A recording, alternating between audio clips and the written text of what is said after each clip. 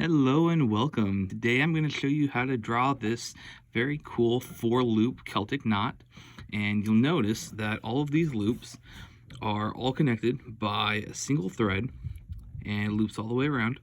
And what's really cool about this design is it's actually very easy and it's, very cool for impressing people. So to start off, I'm just going to slide over to the side here, and what I'm going to do is I'm just going to take a simple pencil. I like to use a mechanical pencil. Anyone can use whatever kind of pencil they want. I'll just move over a little more. And I'm just going to make a neat little tic-tac-toe grid right here like this. So, yeah. There we go, and like that. So just a basic tic-tac-toe.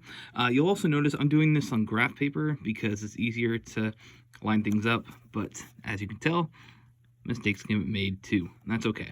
Now, what we're going to do is we're just going to freehand this, and you'll notice that here I have essentially an end here, I've got an end here, here, etc. Well, for this particular loop, the tic-tac-toe would have been drawn right here like this. And so these guys actually are not connected to each other. It's actually this one will be to this one. So come back over here, repositioning. I'm just going to use this one to kind of start off my loop, and then this one. Now, what I like to do is you notice that this is kind of a little 3x3 box that's being made there. So I like to then have this be my edge.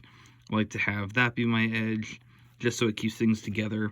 And so I loop in around like that, loop around here like that, and loop down like that. And then I'm just going to go ahead and do that with the others. So here's a 3x3. Connect it like that, connect it like that, like that. Then for this one, connect here like that, connect here, loop down like that, and then end, loop like that. Loop here,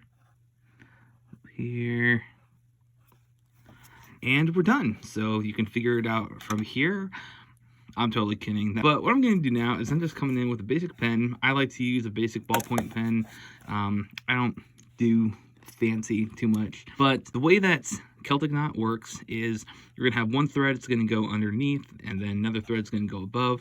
And so I'm just going to kind of start here. I'm going to draw that line. I'm going to make that one thick like that. Then right here, I'm going to do this line, make it thick. I'm going to do this line, make it thick.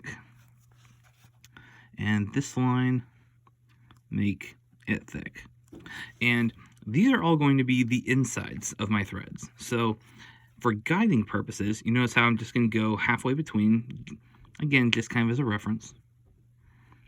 I'm going to start my thread here like that, and then this one, I'm going to start it in the middle here, come up here like that. This one, same deal, just like that. Then this one right here, just like that. And the reason I'm doing that is because we know these ones here, they're going underneath here, so it's going to loop out around this way here. So I'll just kind of draw that in like that. Draw that in like that. This in like that.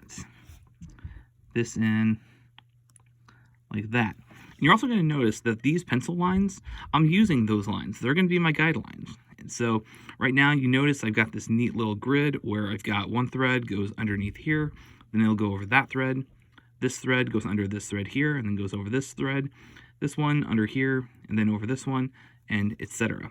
So because it went under this one, then at this intersection, it's going to be an over. So I'm just going to draw like that.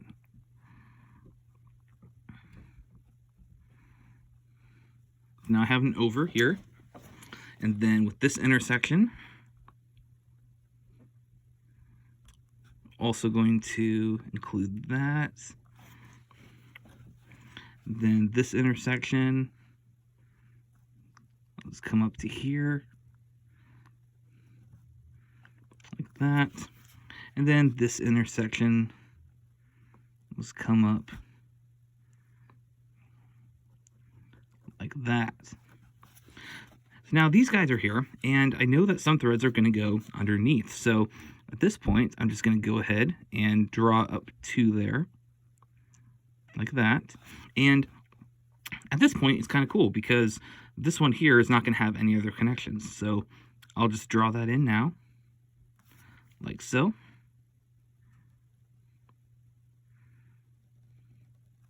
Add that like that. Now I've got a completed loop.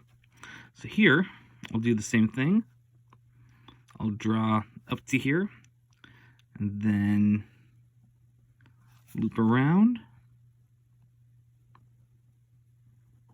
like that. Here, we'll draw up to here, loop it around, and lastly, I'll bring this one to here, like so, and then loop it around. And at this point, we have the completed loop, but there are still some things that we can do to make it a little bit better. You'll notice that this one, it went over this one, but I still have that little bit of a line in there. I'm going to go in and I'm going to erase it, but it comes in and then it's going to come underneath that one, go over there, under here, over, etc. And the whole thing is now one continuous loop. And some people are going to stop here because it's cool, and that's still fine. But I'm going to come in and I'm going to start erasing, and I'm just going to erase following to make sure that I'm drawing or erasing inside the lines.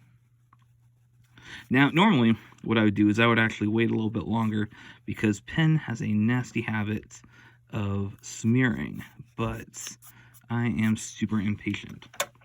Now, another thing that's interesting on this one, by itself, this is good, but I've discovered a little technique that I enjoy, and I think it's, I think it's pretty cool.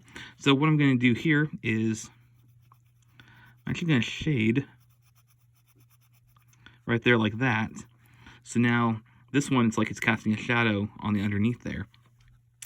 I'm just going to go through and I'm going to do that at all the intersections. And I do this because it gives a little bit more depth.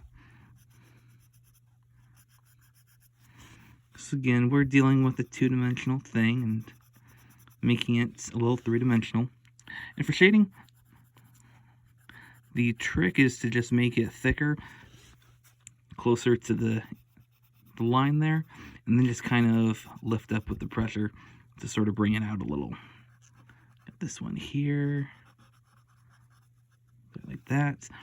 Then just double check. Good, good, good, good, good, good, good. All right, got them all. Sweet. Now, some people are going to end here because, again, this design, it's good, it's done.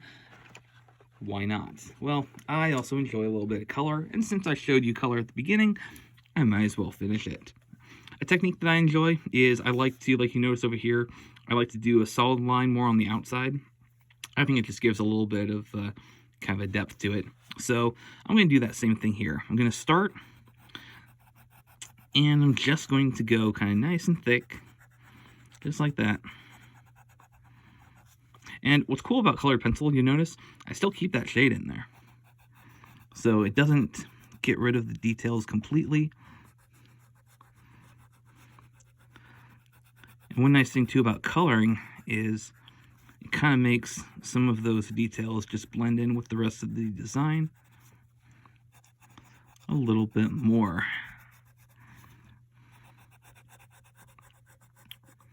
So I bring that guy to here. Now, got one more loop.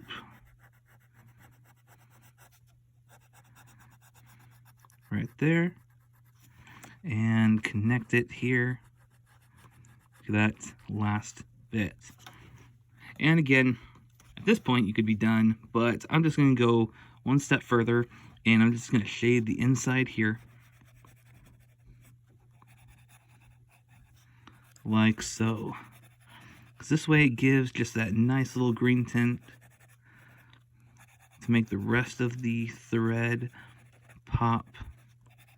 And it also separates the thread from the background, so it makes it just that little bit more distinct, which I really like.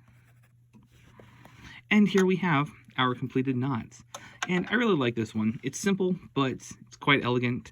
Naturally, if you're doing this on your own, then you can be a little bit more exact in the lines. But you'll also notice that even though I did just like a half brick width, you could extend this out to a whole brick, and then you'd make thicker lines, and that might look pretty cool. Or you can make it even thinner and just make little teeny tiny threads. That works too. But whatever you do, just make sure that it's something that you enjoy, and just make sure that it's something that brings you joy. So, my name is Stefan. Thank you so much for joining me. And if you enjoyed this, please give this video a like and hopefully subscribe. And I look forward to making some more art with you later on. Take care.